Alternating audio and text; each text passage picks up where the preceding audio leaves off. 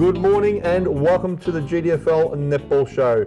Joining me this morning is Fiona Clark from the Geelong West Netball Club. Fiona, good morning. Good morning, Bertie. How are you this morning? I'm very good, very good.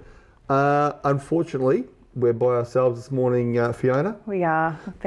Been abandoned. We've been abandoned. Yeah. And of course, people can see there's the doll up there, so she's with us in spirit. And even Flick couldn't make it in this morning. What's her name again? Christy. I keep forgetting her name, I don't know why. But yeah, the Christy doll's up there. She's actually talking to Shay Rowbottom. A nice photo of Shay Rowbottom up there, grabbing the ball. But yeah, look, we'll have a look at some of the games that occurred last week. And boy, there were some close results.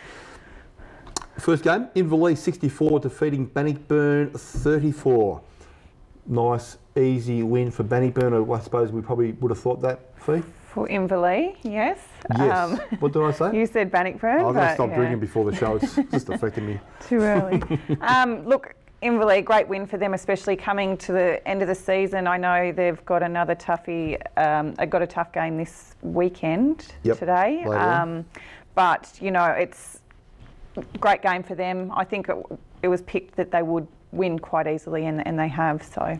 Yeah, look, they've picked up a couple of percentage points there, and they're just sitting outside the 5 in 6th position, and they'll be wanting us to fall over today against Werribee, thinking that they might be able to sneak in above us. But yeah, we'll see what happens. Of course, last week also, East Geelong 47 defeating North Geelong 40 in what was a really tough, physical, no holds barred, no quarter given type of game. And one thing I will say, Lauren Birch did not play for North Geelong last week. Just before the game, she had to head off to hospital. I believe maybe appendicitis, I'm not 100% sure. But I hope that she has recovered and she is okay to go for later on this afternoon. I'm not 100% sure. But look, even with her not being in the team, North Geelong absolutely took it right up to us, and there was absolutely nothing in it all game. So just holding on there for you, Bertie, into the finals contention there. But we'll have to wait and see how the rest of the season pans out to whether that stays that way. Exactly right. There was, like I said, no more than 5 goals in it for the whole game. Yeah, it was a really tough game. The crowd got involved. A couple of my girls got involved with the crowd, and oh my God, it just, you know, after the game, you know, I went for a heart replacement, so that was okay after that. But look, we got away with the 4 points, and that was the main thing. So look, North Geelong, great team, and never an easy game against them. Never easy. Which is good.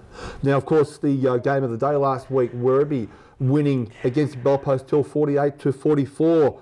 Really close game. What a game. Like, this is going to be what the finals are like, I think, this year, and it's great to see it. I think there were some people thinking that Werribee would run away with it, but this just shows that, you know, Bellpost Hill 44, Kim Martin again 40 goals, unstoppable. She, you know, Christy last week commented that height with the defence might stop her, slow her down a little bit.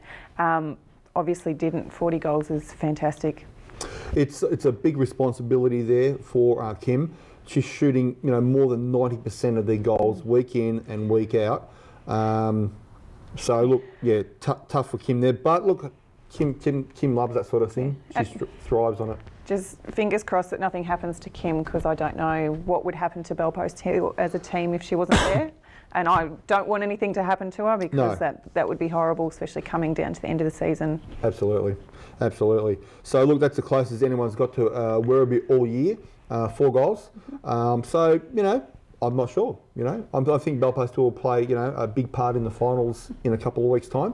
And it'll be interesting to see what happens. Absolutely. Next game, Winchelsea 59 defeated Corio 34 in what was a bit of a surprise. I thought it might have been a bit closer to this game. Yeah, look, I still thought that Corio may have got a bit closer. I thought their contentions in finals would have been putting a bit more pressure on the top teams.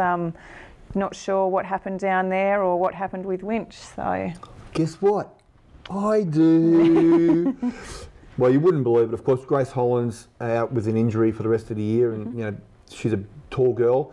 And who do Winch bring along this weekend? Last weekend, they bring along Kathleen Knott, the bigger sister of Julia Knott. Kathleen Knott, Australian under-21 player, a goal shooter, and future probably Australian player, I suppose. Yeah. And Kathleen Knott just rocks along and just jumps on the court with Julia, and bang, bang, bang, bang, and they destroy Corio. Funny thing is, though, Sonia Harris played wing defence all game against Ange Mawson. So look, I think Corio though are thinking to themselves, look, we're in finals, we can't lose, we can't get knocked out, so they're just probably playing their cards close to their chest, and I think that they may pull a little bit of a surprise come finals and play a little bit more serious. Yeah. I guess it just doesn't reflect where it's up to when coming into finals a bit, but I guess that's sort of a good tactic to go into finals with. True. Next game, Anarchy 54 defeating Geelong West 28. Tell us all about it, Fee. What happened? What happened?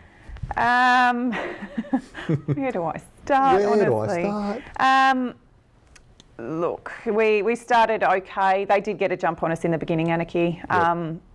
Morgan Mitchell, her, you know, you up against her in height-wise, but her ability to get the ball and jump for the ball is amazing, and she was doing that the whole game. Yep. And just in the last quarter, we completely lost it, and that's fine. We know that that's been a weak point in our game the whole year, that we cannot play 4 quarters of netball. Yep. So, yeah, that's what really lost it for us. Okay. The last game we'll have a look at, Thompson 40 defeating Belmont 34.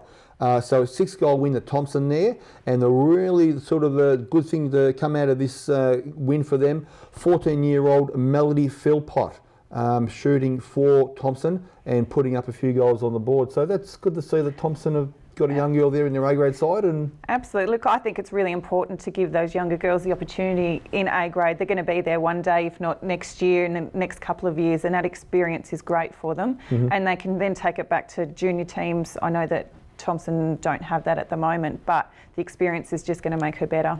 Yeah, well, good on her for that. We'll go for a quick break, and we'll be back in just a moment.